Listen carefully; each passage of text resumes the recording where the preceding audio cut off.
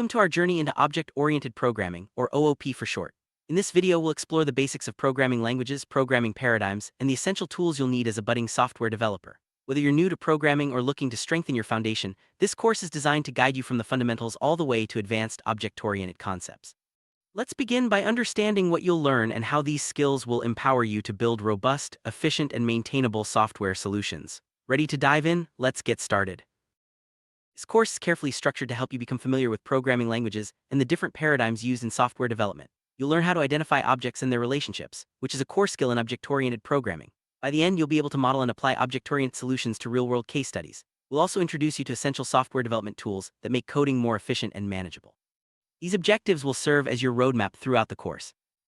Support your learning, we recommend two key textbooks: Object-Oriented Programming in C++ by Robert Lafore, and Starting Out with C++ from Control Structures to Objects by Tony Gaddis.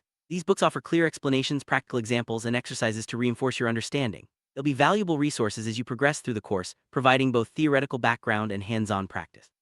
Make sure to refer to them regularly for deeper insights and additional practice problems. Let's take a quick look at the course outline. Over the next 15 weeks, we'll cover a wide range of topics, starting with an introduction to programming languages and moving through object-oriented concepts, UML diagrams, constructors, operator overloading, inheritance, and more. We'll also explore file handling and advanced features like abstract classes and virtual functions. Each week builds on the previous one, ensuring a smooth learning curve and a comprehensive understanding of OOP. In the first week, we'll introduce you to programming languages. You'll learn what they are, how they're classified, and why they're essential tools for software development. We'll discuss the factors to consider when choosing a programming language, such as project requirements, team skills, and language performance. This foundational knowledge will help you make informed decisions as a developer.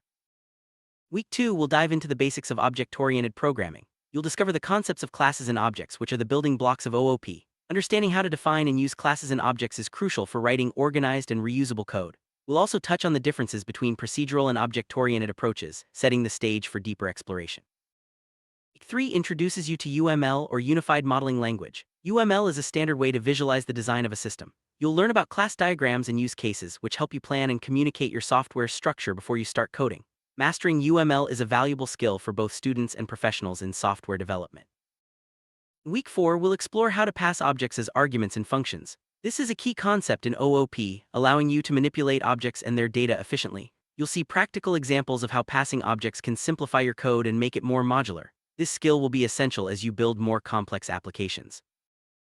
Week 5 focuses on constructors, destructors, and copy constructors. These special functions are used to initialize and clean up objects in your programs. Understanding how and when to use them ensures your code runs smoothly and avoids memory leaks. We'll provide clear examples to help you grasp these important concepts. Week 6 will cover function overloading, event-driven programming, and the use of static variables and static member functions. These features add flexibility and power to your programs, allowing you to write code that can handle different types of input and respond to events dynamically. You'll also learn how static members help manage shared data across objects. Week 7 introduces returning objects from functions and unary operator overloading. These advanced techniques allow you to write more expressive and powerful code. By returning objects, you can chain operations and build more complex behaviors. Unary operator overloading lets you define custom behaviors for operators like ++ and making your classes more intuitive to use.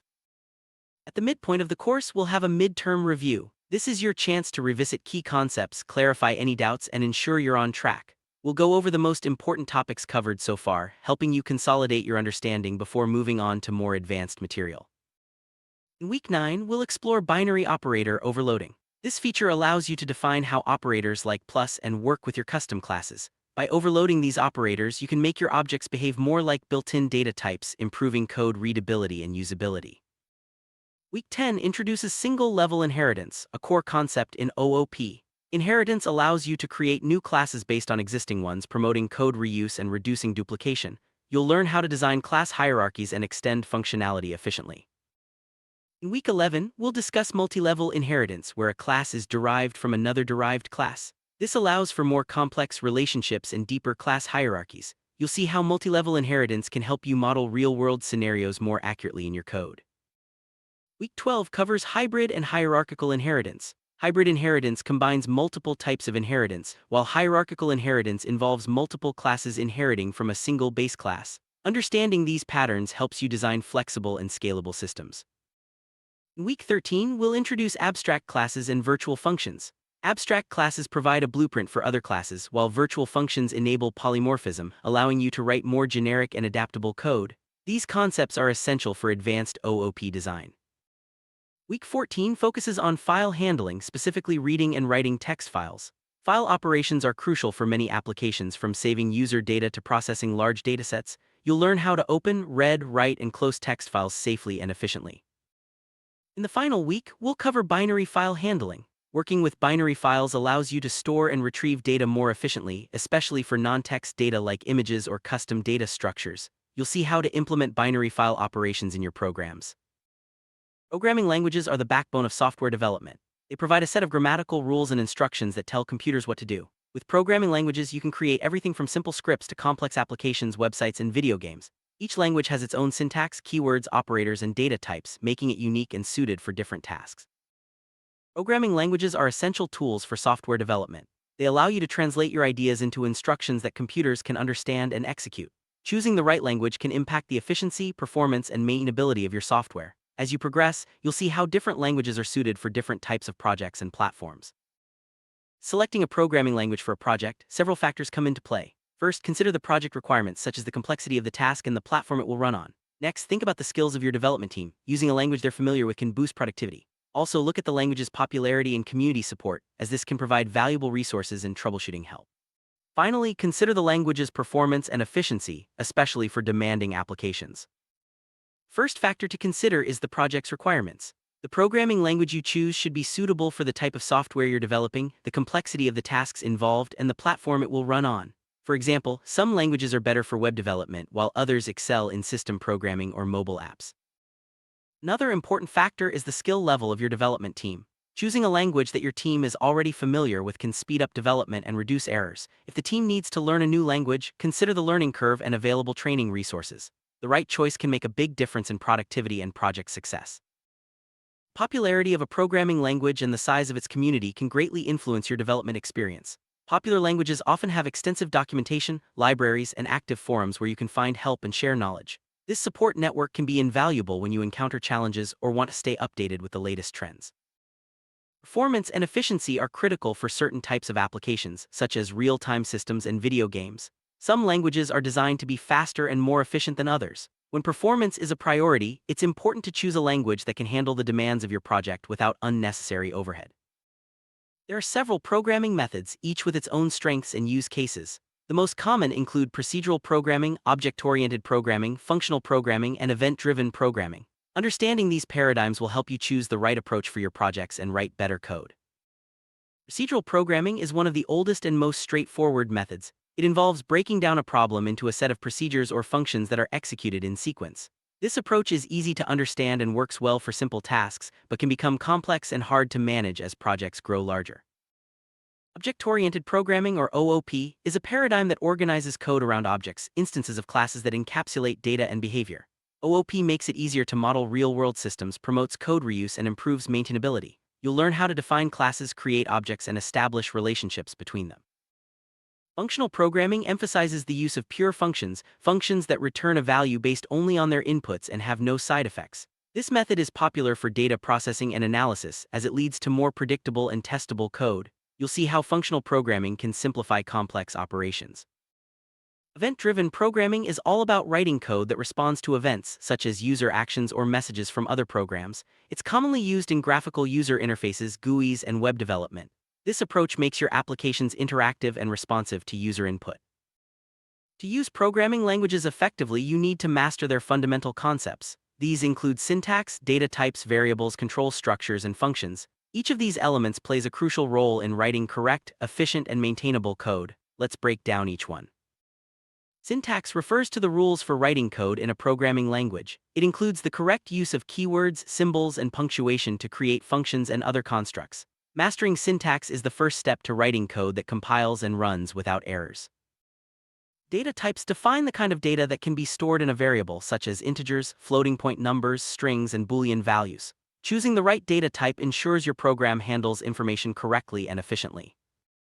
Variables are used to store data in a program. They act as containers for numbers, text, or other values that your code can manipulate. Understanding how to declare, assign, and use variables is fundamental to programming in any language.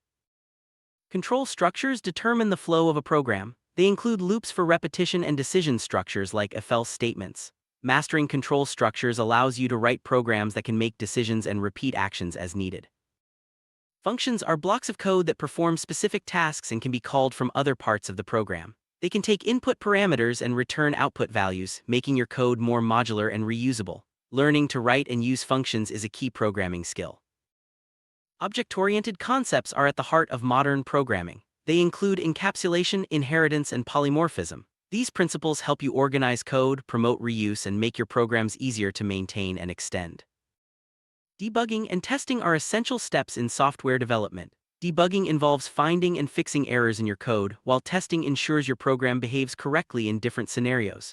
Mastering these skills helps you deliver reliable and high-quality software. By mastering the fundamentals of programming languages, you'll be able to write code that is correct, efficient, and easy to maintain. These core concepts are the foundation for learning new languages and adapting to different programming paradigms. Keep practicing and building on these basics as you progress. Let's compare object-oriented programming with procedural programming. Procedural programming is based on procedures or functions and emphasizes actions to be taken. Data and functions are separated, and functions can access global data, which can lead to less secure code. In contrast, OOP is based on objects, encapsulates data and functions together, and restricts access to data through methods, making it more secure and modular. OOP offers greater security and modularity compared to procedural programming. By encapsulating data and functions within objects, OOP restricts access and protects data from unintended changes. This makes your code more robust and easier to manage, especially in large projects. Procedural programming divides code into smaller procedures or functions, while OOP divides code into objects. This difference in organization affects how you design and maintain your software. OOP's approach makes it easier to manage complexity as your projects grow. C language is a classic example of procedural programming, focusing on functions and global data. On the other hand, languages like Java, C++, and Python are built around object-oriented principles, using classes and objects to structure code. Understanding these examples helps you choose the right paradigm for your projects. Congratulations on reaching the end of this introduction to object-oriented programming. You've learned about programming languages, paradigms, and the key differences between procedural and object-oriented approaches. As you continue your studies, remember to build on these fundamentals and apply them to real-world projects. Stay curious and keep coding.